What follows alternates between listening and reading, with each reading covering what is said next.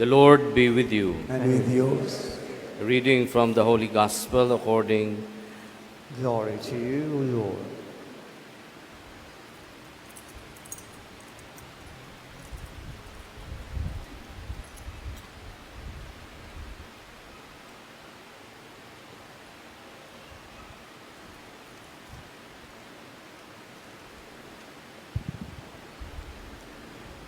Jesus said to Thomas, I am the way, the truth, and the life. No one comes to the Father except through me. If you know me, then you will also know my Father. From now on, you don't know him and have seen him. Philip said to him,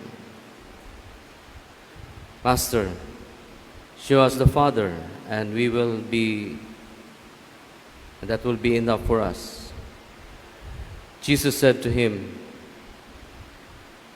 Have I been with you all this time, and you still do not know me, Philip?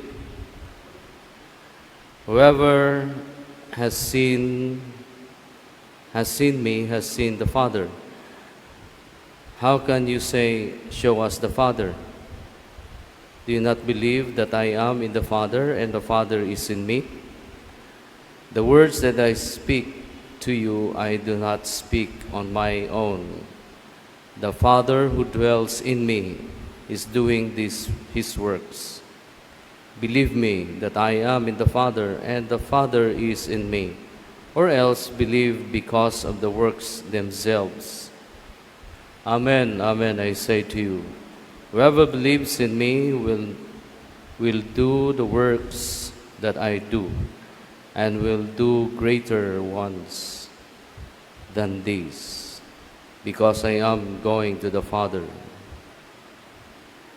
And whatever you ask in my name, I will do, so that the Father may be glorified in the Son. If you ask anything of me in my name, I will do it.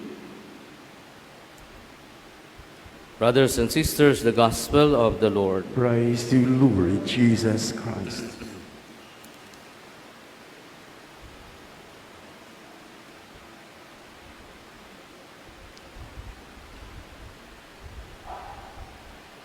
Their message goes out through all the earth. The message is that the greatness of God, without words, without like any instructions, the heavens proclaims the greatness of the Lord. According to Psalm 19, can see the greatness and the glory of God in all that we see in nature. If we contemplate atong pamalandungan ang mga panghitabo sa kalibutan without words, their message is that God is great. Pinaagi sa atong pagtanaw sa kalibutan ang mensahe, ang Ginoo, maayo. Mao ni siya gi-proclaim sa adlaw-adlaw nga atong panginabuhi dinhi sa kalibutan. Maayo ang Ginoo. And after the resurrection, my brothers and sisters, the faith of the apostles and the disciples of Christ were strengthened because of the death and resurrection of Christ. Nalig-on ang pagtuo sa mga apostoles. And their message now is, Christ died, Christ is risen. And this is the glory of God. Giproclaim nila, sila mga Kristiyano, ug ang ilang mensahe is that Christ is the way, the truth, and the life, according to the Gospel. Wala na laing pamaagi, wala na laing kamatuoran, wala na laing kinabuhi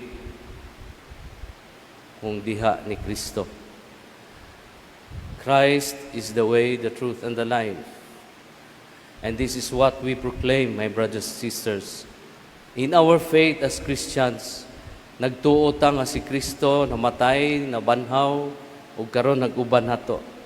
Ug mao ni siya ay atong i-proclaim kada adlaw.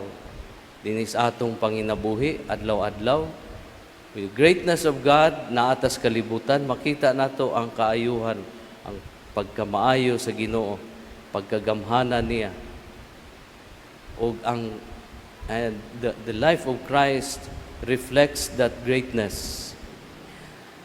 Makita nato dinha kang Kristo ang kaayuhan, ang gahom sa Ginoo, gahom sa pag-ayo, pinaagi sa atong pagtan-aw ni Kristo.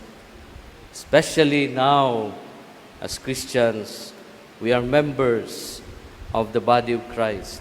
We believe that the church, ang body ni Kristo, mao ni siya atong i-proclaim.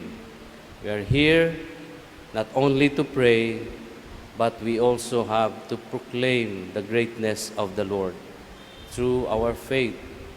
Ang atong pagtuo nga si Kristo namatay, nabanhaw, ug nag-uban nato, ug diha atong i-proclaim sama sa mga disciples ug apostoles ni Jesus, like Philip and James, that we celebrate their feast today.